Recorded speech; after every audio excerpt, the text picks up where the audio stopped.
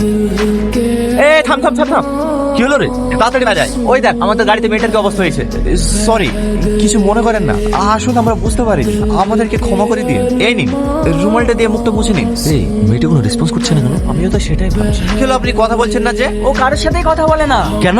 বাবু, এই মেয়েটার নাম হচ্ছে সালমা। ও আগে এরকম ছিল না, পড়াশোনায় খুব ভালো ছিল, আর ওর পরিবারে ছিল খুব সুখী পরিবার। আজ থেকে 2 বছর আগে ও আর ওর বাপ মা এই রাস্তা দিয়ে হেঁটে যাচ্ছিল, হঠাৎ একটা অ্যাক্সিডেন্টের কারণে ওর চোখের সামনে ওর বাপ মা মারা যায়। নিজের চোখের সামনে বাপ মার মৃত্যুটা থেকেও সহ্য করতে পারি, তারপর থেকেও এরকম হয়ে যায়, কারোর সাথে কথাও বলে না ঠিকভাবে, যে যেরকম দেয় তাই খেয়ে থাকে। হ্যাঁ তো বলি বাড়ি যেতে, তবুও বাড়ি যায় না, এখানেই বসে থাকে। কাকা এই টাকাটা রাখুন, ওকে কিছু খাবার কিনে দিন। কি হলো ওর?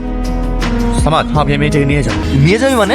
কোথায় নিয়ে যাবি? একে আমি হসপিটালে নিয়ে যাবো, এর আমি চিকিৎসা করাবো। স্যার পেশেন্টকে কেমন দেখলেন? দেখুন, মেয়েটার মাথায় একটা সমস্যা আছে, অপারেশন করলে হয়তো ঠিক হয়ে যেতে পারে। ডাক্তারবাবু, অপারেশন করতে কত টাকা খরচা হবে? তাও মোটামুটি 5-6 লাখ টাকা মতো। ঠিক আছে স্যার, আপনি অপারেশন করে